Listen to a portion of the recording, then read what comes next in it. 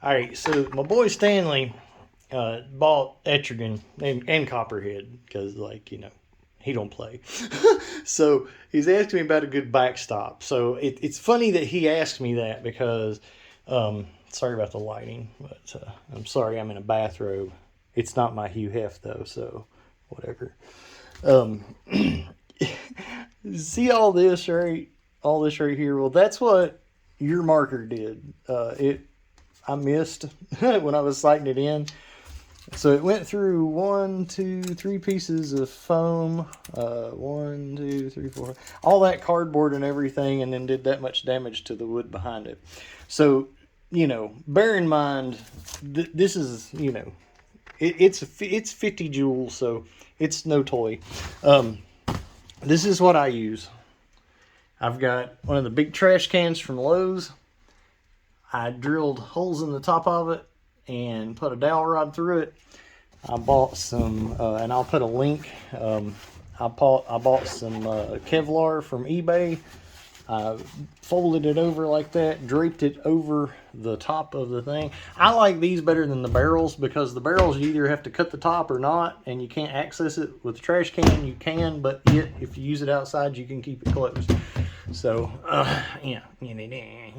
Now, something I would suggest is getting you some Gorilla Tape and putting Gorilla Tape over the fronts of it and on the insides of it, especially on the back, like the back, put strips of Gorilla Tape on it.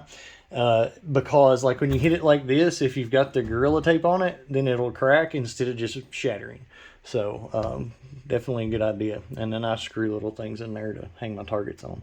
You definitely want more than just one in the middle, so it'll keep it straight.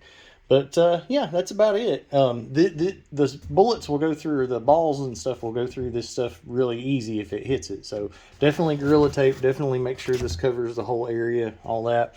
As you can see, I shoot quite a bit. They tend to hit in the middle. But, the next one's not, pay attention to that because you'll eat through them pretty quick if you've got something with a lot of power and you're hitting in the same spot a lot. So, but like my second one's not got a hole in it yet. So, but and honestly, this is actually really good because I'll tell you why.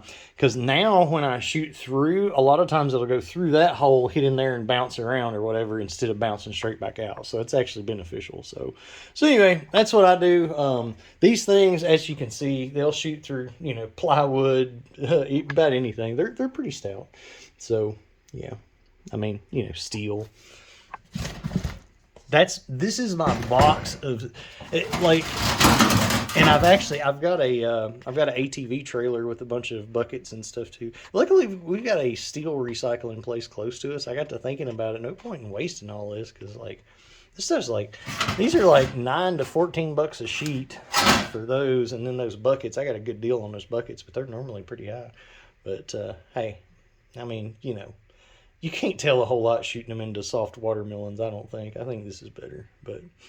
Don't get me wrong, I'm still going to be shooting some watermelons because I'm all about some cinematography, son. Welcome to the jungle. Gosh, I need to put pants on.